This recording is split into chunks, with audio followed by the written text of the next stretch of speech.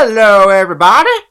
Welcome to the MaffmanJones movie channel. I'm your host John Maffio, and today's featured movie is Annabelle Creation.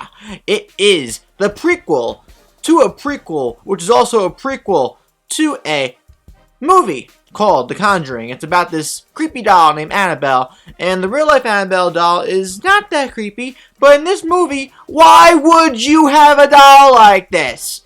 Well, you try to get some credence to that in this movie, in the reasoning of why it was made and where it came from exactly, and it really comes from this religious couple, and they have a daughter, and tragedy strikes this family when the daughter, surprise, gets killed. Due to reasons that I will not explain, the daughter, as a ghost, is able to move through the house post-death, posthumously, through this doll, using it as a conduit, really. But the parents get more than what they asked for, and then we get some orphans using this house years later as an orphanage, and things go down. For those of you who have been around this channel, you may remember that I did not like the first Annabelle.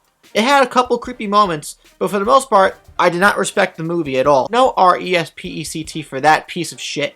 And I didn't really have anything going for this movie either.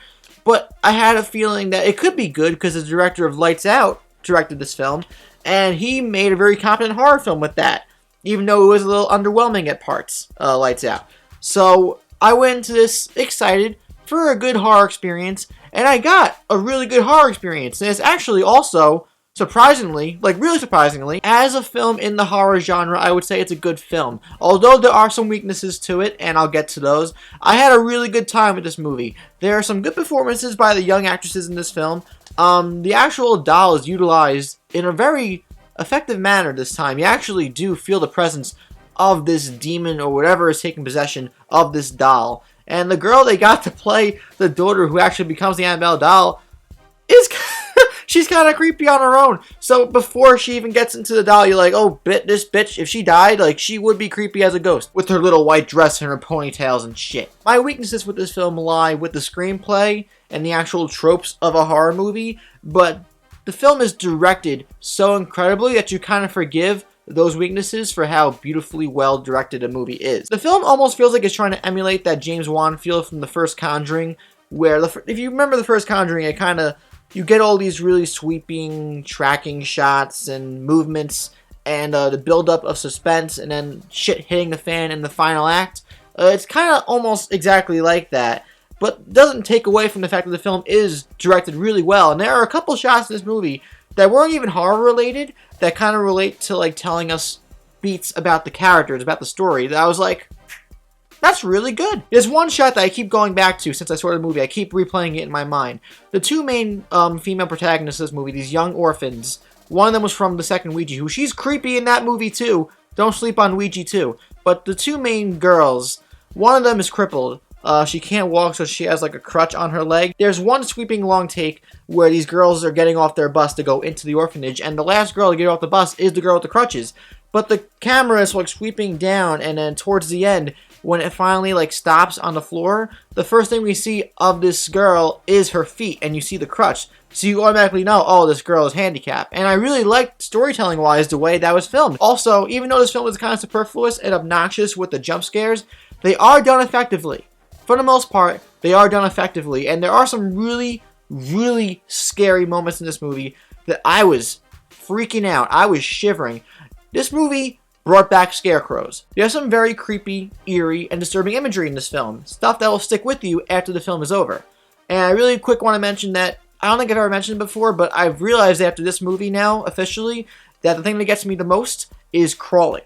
I don't like when the antagonist, demon, monster, whatever, is crawling for you. There's something very vulnerable about being in a closed space and then seeing the thing that's chasing you crawling after you. It's like in Don't Breathe last year with the dog in the vent.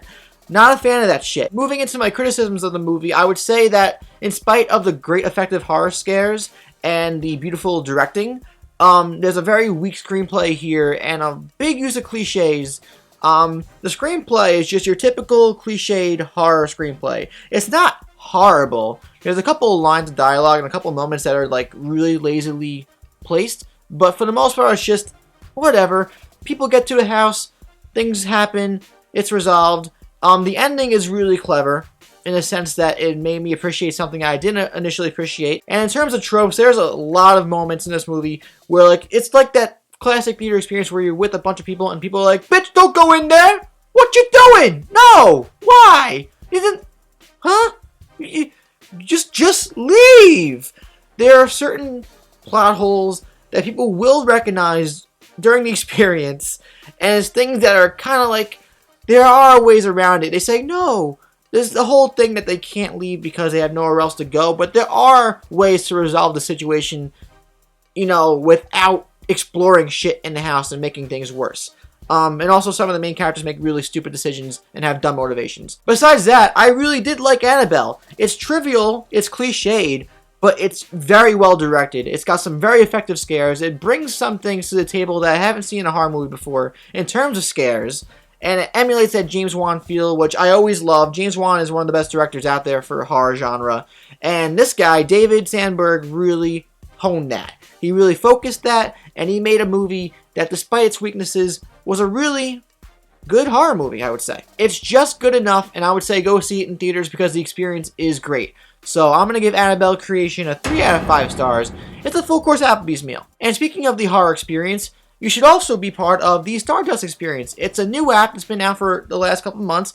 I recently got a part of it, and it's a place where you could review movies and react to movies or TV shows in 30 seconds or less. If you don't have it yet, go download it, follow me first, and make a reaction for Annabelle Creation. Even if you haven't seen it, watch the trailer and make a reaction for that. And whoever I like the most, when you let me know about those posts, I will submit and place at the end of my next review or video.